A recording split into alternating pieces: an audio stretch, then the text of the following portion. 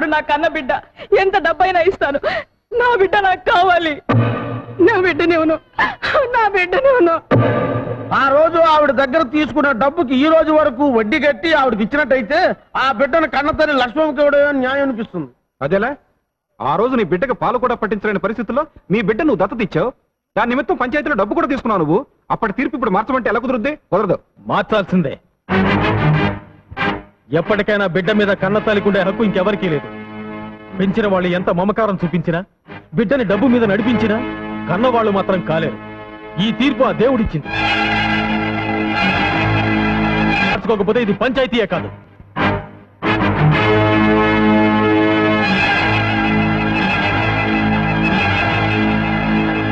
వచ్చిన దగ్గర నుంచి ఎవరితోనూ మాట్లాడటం లేదు. పంచాయతీలో ఏదో గొడవ జరిగిందంట. ఓ అదే. ఏనానా, నేను పంచాయతీలో నీకు వ్యతిరేకంగా మాట్లాడానని నువ్వు అనంతరకుండా కూర్చున్నావా? రేపు ఎవరితైనా ఆడది నీ కన్నతలని వస్తే నువ్వు కూడా నన్ను అలాగే వదిలిపెట్టి వెళ్ళిపోతావా? ఏమో, వెళ్ళిపోతానేమో. అయ్యో నాన్న, అసలు విషయం నీకు చెప్పలేదు కదా. లక్ష్మమ్మకి ఇక పిల్లలు పుట్టరట. అర్ధాంతరంగా వచ్చిన ఆస్తిని అడ్డం పెట్టుకుని ఆమె భర్తకి ఇంకో పెళ్లి చేయాలని ఆమె అత్త ప్రయత్నిస్తోందట. 10 మంది ముందు చెప్పలేక నాతో చెప్పి ఏడ్చింది నాన్న. అందుకే నీకు ఎదురు మాట్లాడాను. లేకపోతే నువ్వు నా కన్న తండ్రి కాకపోవడం ఏమిటి, నేను నిన్ను విడిచిపెట్టిపోవడం ఏంటి? లే ఆనందిద్దాం. ఏమండి, ఈ ఇంట్లో కుక్కలు గాలి ఉన్నాయా?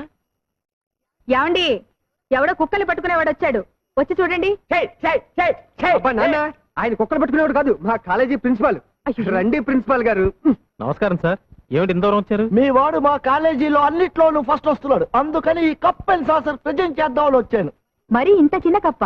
ఏమండి, అలా తీసి పారేకండి. కప్పు చిన్నదైనా కాపీ ఎక్కువ పడద్దే. ఇది కాఫీ కప్ప. దానికి కూడా పనుకోద్ది. ప్రిన్సిపాల్ షీట్స్ ని కప్పు శాస్త్రం అంటారనే. కూర్చోండి. ప్రిన్సిపల్ గారు, మా వంశంలో చదువు రుచి మరినోడు ఈడు ఒకడేనండి.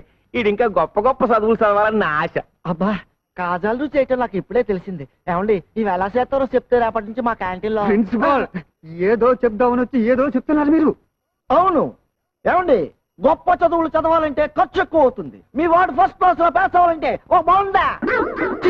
ఒక హోండా మోటార్ సైకిల్ కొని ఇవ్వాలి. చదువుకి మోటార్ కి సంబంధం ఏమిటండి? ఉందే. మోటార్ ఉంటే స్పీడ్ గా రొబ్బొచ్చు, టైంకి దోశలు వేయొచ్చా. ప్రిన్సిపాల్ అన్నయ్య. ఏంట్రా అన్నయ్య, నువ్వైనా నాతో చెప్ప. నేను చెప్తాగా. అవును బాబాయ్, మోటార్ సైకిల్ ఉంటే తొందరగా కాలేజీకి వెళ్ళొచ్చు, రావచ్చు. చదవడానికి కూడా ఎక్కువ టైం ఉంటుంది. ఒరే ప్రిన్సిపాల్, మేకసరికి వాడానికి మంచి డిమాండ్ ఉందండి. జాంగ్రీకి మైసూరు పాకి గిరాకీ లేదండి. అందుకే ఆ కాజాల సీలో తమరు చెప్తే.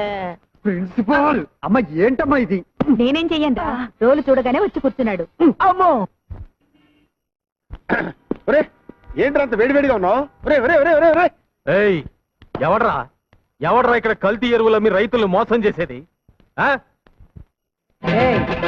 ఎవరు నువ్వు? ఎరువుల్లో కల్తీ ఏంటని అడగడానికి వచ్చాను. కల్తీనా? అదేం లేదు మేడం, మీరు వెళ్ళండి, నేను చూసుకుంటాను. ఏదిలా, ఇది కల్తీ కదా?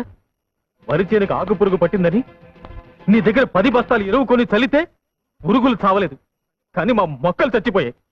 చూడు, ఇది చూడు. సరే, ఆ ఎరువులన్నీ వెంటనే తిరిగిచ్చాయి. ముందు పోయిన పంటను తిరిగిచ్చాయి. Non sense. నువ్వు మా దగ్గర కొన్నామనడానికి గ్యారంటీ ఉంది. గ్యారంటీయా? ఇదిగో చూడు. నేను కంట్రీ బెకర్ అయితే నువ్వు సిటీ బెకర్వి. నువ్వే ముయ్. నోరు, ముక్కు, కన్ను, చెవు అన్నీ ముయ్. అమ్మగారికి మంచి నీళ్ళ తెచ్చిపెట్టు. ఏమో, ఎందులోనన్నా ముగ్గు కలుపు గానీ తినే తిండిలో కలప. మాకు అన్నం దొరకకుండా చస్తా వస్తా. వాడి పేరేంటి? ముద్దు కృష్ణనా? ఇదిగో, ఇంకెప్పుడు వాడు నా కంటి కనిపించకూడదు. వాడి ఏజెన్సీ ముందు క్యాన్సిల్ చేయి, అర్థమైందా? వాడు నా కంటికి కనిపించకూడదు.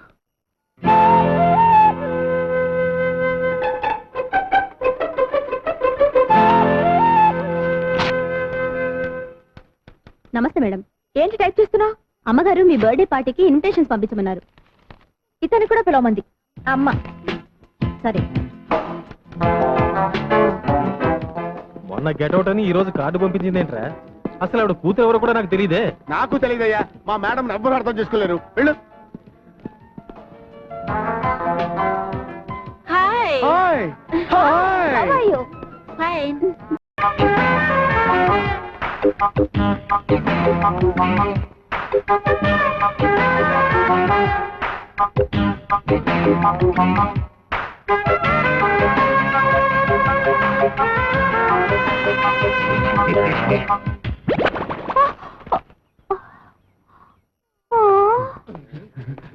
ఐదులకు చూసాడంటే సంచి ఊడిపోయింది. బాబాబు ఇంకా సేవ చూడపోయి ఒంటి మీద బట్టలు కూడా ఊడిపోయాయి.